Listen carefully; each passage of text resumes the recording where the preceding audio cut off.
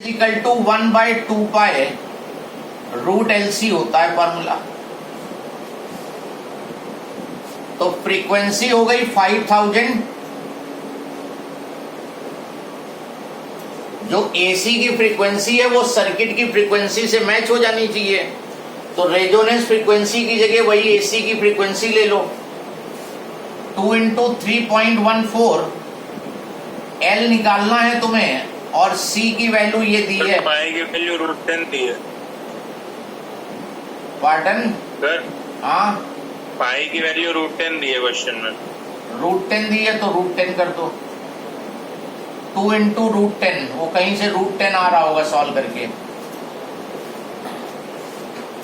अब इसको सॉल्व कर लो, you will get the answer. Question सबको क्लियर हो गया? Resonance part is clear. तो इम्पीडेंस उसने मिनिमम कहा, तुम्हें तुरंत दिमाग में आना चाहिए कि रेजोनेंस का केस है।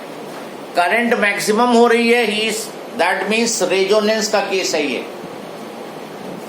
और रेजोनेंस में ये फॉर्मूला है, या XL = XC।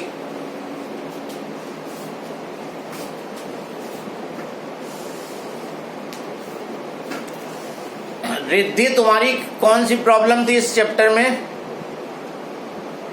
रिद्धि,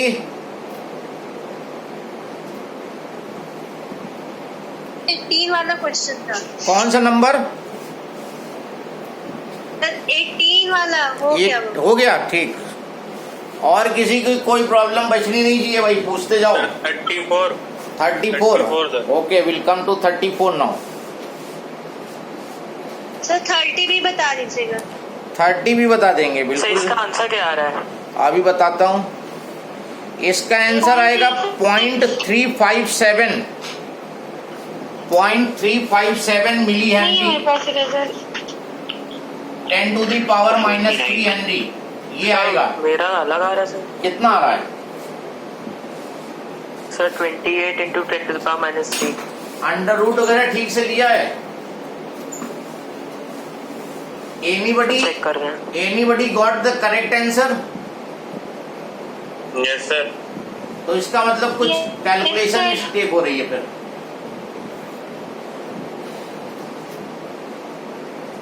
सर हो गया सर। ठीक। Then coming to question number sir 29 बता दीजिएगा। 29। 31। अभी 29 हमारे पास है वेटिंग में, 30 है और 34। 3 क्वेश्चन करेंगे उसके। 31। हैं? 25। अब रुक जाओ, 25। पहले ये 3 कर दें, पहले ये 3 हो जाएं फिर आगे आते हैं।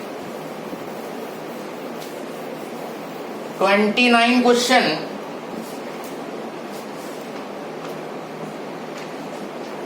An AC circuit has a resistance and an inductor coil। ये सर्किट दिया है। This is the circuit given। 6 Henry, 100 ohm, 250 volt, 50 hertz। An AC circuit has a resistance and an inductance connected in series as you see। Calculate the current and the power factor। Power factor अभी हमें करना है। तुम्हें current निकालनी है और power factor. Okay, R you have, L you have. पहले XL निकाल दो, 2πfL। 2 × 3.14 फ्रीक्वेंसी इज 50 और L की वैल्यू 6। ये हो गया 314 × 6।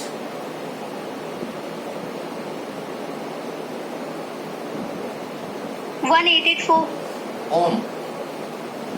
तो इम्पीडेंस हो गया √100² प्लस 1884²। इम्पीडेंस निकाल दो। 188.6.7।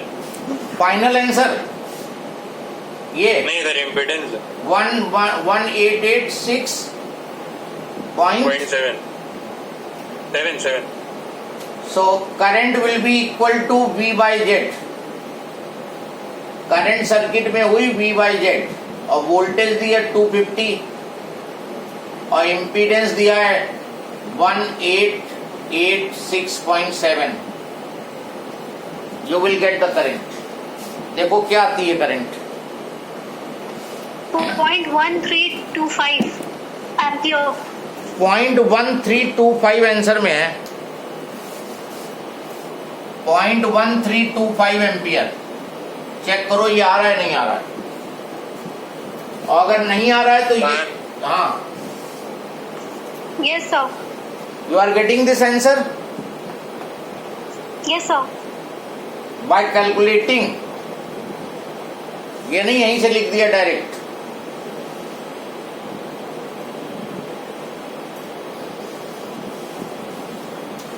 नाउ अभी पावर फैक्टर हम डिटेल में लेंगे, उसमें एक डेरिवेशन करेंगे, फिर पावर फैक्टर आएगा. फिलहाल अब क्वेश्चन तुमने कर लिया है तो यहाँ पे पावर फैक्टर जो होता है कर लो, फिर बाद में तुम्हें क्लियर हो जाएगा. पावर फैक्टर की वैल्यू होती है R by Z. Power factor cos phi होता है and cos phi is R by Z. तो R तुम्हें दिया है 100 और Z दिया है 1886.7. इसको सॉल्व कर लोगे you will be getting the power factor. 0.053 आ जाना चाहिए. इसका हम अगले टर्न पे डेरिवेशन करेंगे पावर डिसिपेटेड का, तब पावर फैक्टर आएगा. फिलहाल तुम यहाँ पे सॉल्व कर दो, नहीं तो फिर छूट जाएगा ये. जब यूनिट नहीं होती सर इसकी. No unit. R की यूनिट ओम, Z की यूनिट ओम, दोनों कैंसिल हो गई.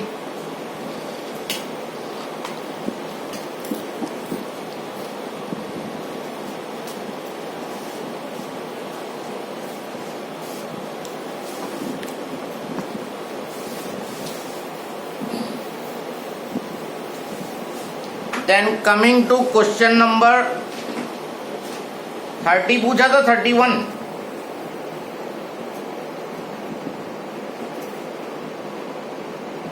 So 31. 31 अगर पार का होगा तो छोड़ देंगे, अगले टर्न पे लेंगे, नहीं तो नहीं, पार का नहीं है. 31 question.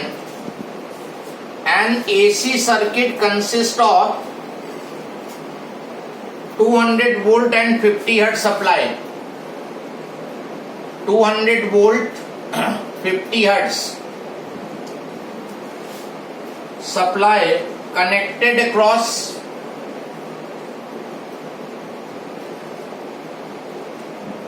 100 ohm resistor.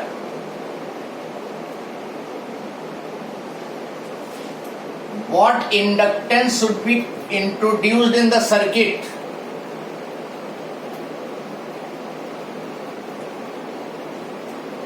with the resistance so that current is reduced to half?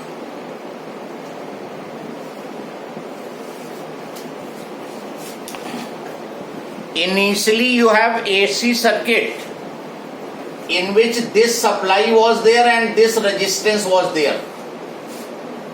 Starting में ये सर्किट था तुम्हारे पास, और बाद में तुमने क्या किया कि रेजिस्टेंस के साथ इंडक्टर कॉइल लगा दी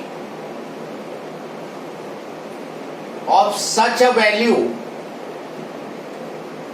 so that if current here was I, now the current is reduced to half.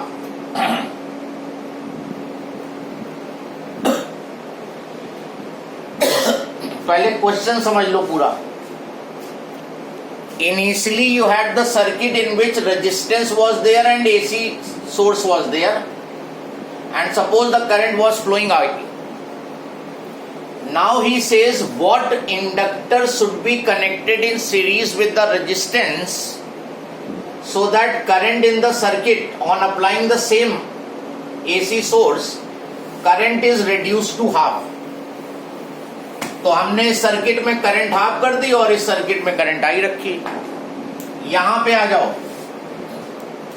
I is equal to 200/100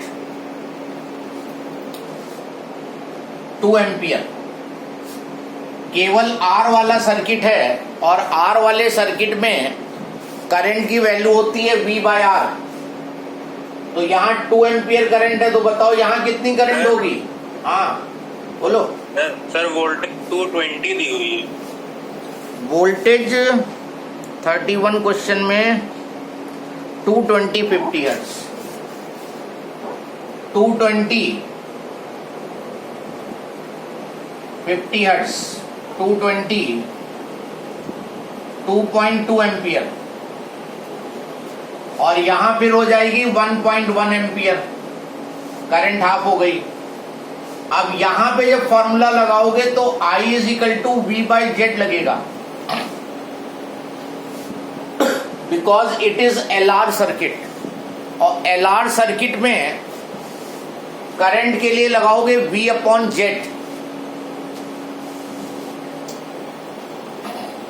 तो I is 1.1, voltage is 220, impedance find कर लो।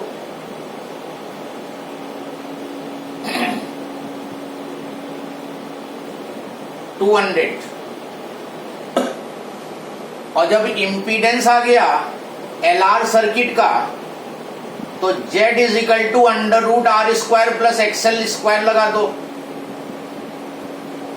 ये 200, R इज 100 का स्क्वायर और XL निकाल लो यहां से, और फिर XL की जगह 2πfL रख दो और L फाइंड कर दो। कोई कंफ्यूजन हो तो बताओ, फाइंड करो, देखो what you are getting.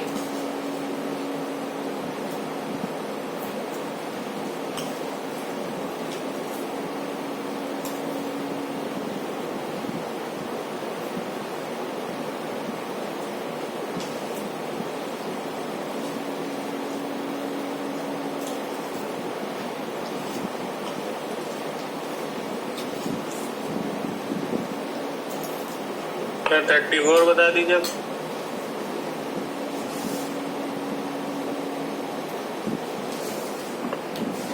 Getting the answer for this part. आगे L की value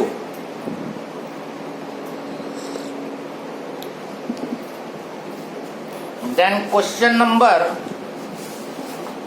34।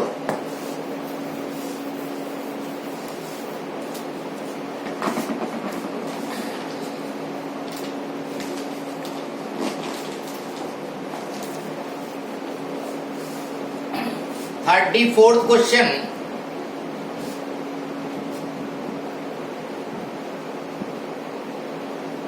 an EMF V is equal to 200 sin 3770 volt is applied across an inductor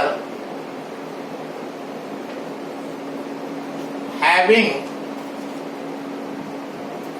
inductor L having resistance 1 ohm. Maximum current is found to be 10 ampere. L you have to find.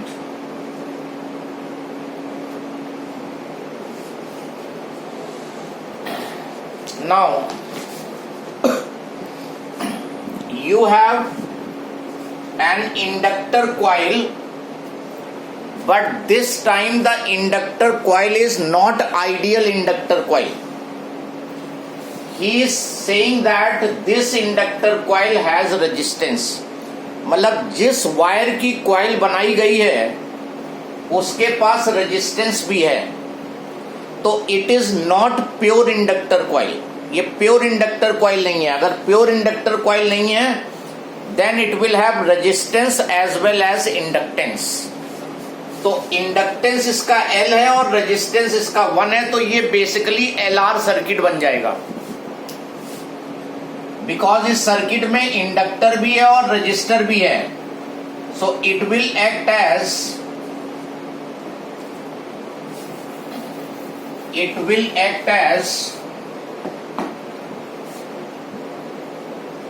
LR circuit. अगर ideal inductor होता तो कोई problem नहीं थी, ये LR circuit बन गया. ये तुम्हारा पीक वोल्टेज है और ये तुम्हारा ओमेगा दिया है. अगर स्टैंडर्ड इक्वेशन से कंपेयर करो, so this is the peak voltage and this is the omega value. दो चीजें तुम्हें यहां साफ दिख रही हैं वोल्टेज की इक्वेशन में. जब एसी हमने स्टार्ट कराया था तो इक्वेशन वाले क्वेश्चन इसीलिए कराए थे मैंने. V is equal to V not sine omega t. तो omega you have 377 radian per second and V not you have I max 10 ampere. So L निकालना है. ये जो मैक्स वैल्यू कह रहा है ये पीक वैल्यू से उसका मतलब है. क्वेश्चन 34. अब EMF 200 sin 377 t volt is applied across inductance L having resistance of 1 ohm. The maximum current is found to be 10 ampere. तो ये जो मैक्सिमम करंट यहाँ पे है इसका सेंस पीक करंट से है. इसका वो जो हमने रेजोनेंस के टाइम पे मैक्सिमम करंट ली थी उससे मतलब नहीं है, क्योंकि यहाँ रेजोनेंस नहीं होने वाला है, केवल इंडक्टर कॉइल लगी है, कैपेसिटर नहीं है. तो रेजोनेंस का यहाँ कोई केस नहीं है. तो this is the peak current in the circuit. तो LR सर्किट है, you will be getting impedance V naught upon I naught. LR circuit में वोल्टेज होती है I इंटू जेड. तो जेड इज पीक वोल्टेज ले लो, पीक करंट ले लो. What is peak voltage? 200. What is the peak current? 10. 20 ohm is the impedance of the circuit. और ये किस सर्किट का इंपीडेंस है? LR का. तो Z is under root, Z हो गया 20, R की वैल्यू हो गई 1, XL निकाल लो यहां से और इस XL की जगह 2 पाई FL रख दो, L निकल आएगा. फाइंड करो and tell me the answer what you are getting. कोई स्टेप ना क्लियर हो तो वो भी बताओ.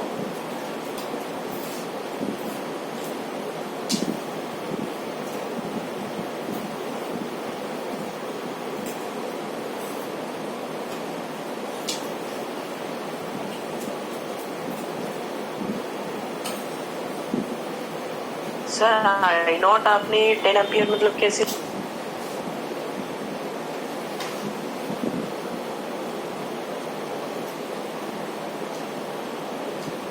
क्वेश्चन में कह रहा है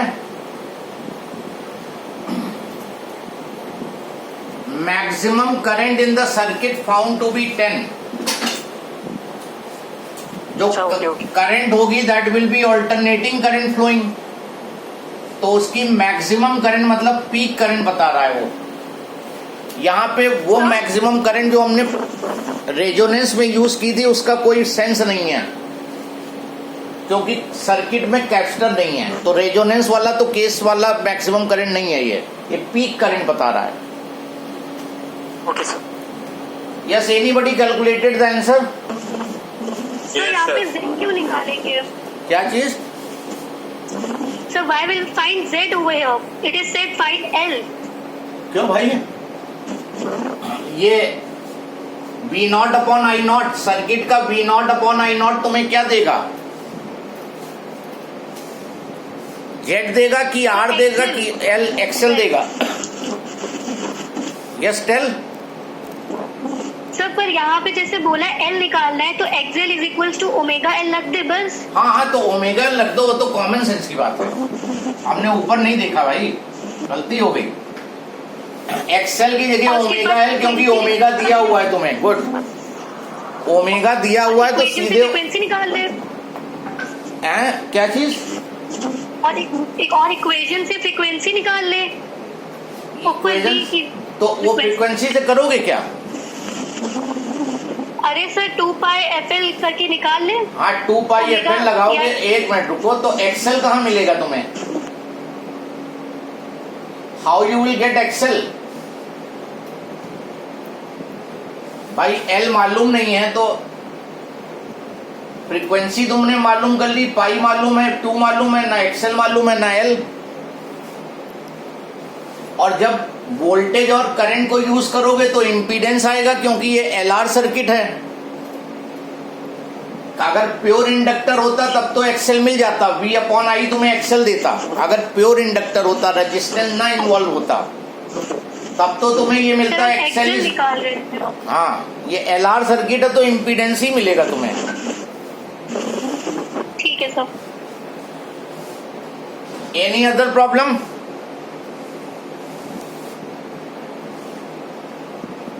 Do more questions in this chapter. Next turn पे we'll continue. Do more questions. इसमें जितना क्वेश्चन करोगे उतने ही तुम्हारे कंसेप्ट क्लियर होते जाएंगे।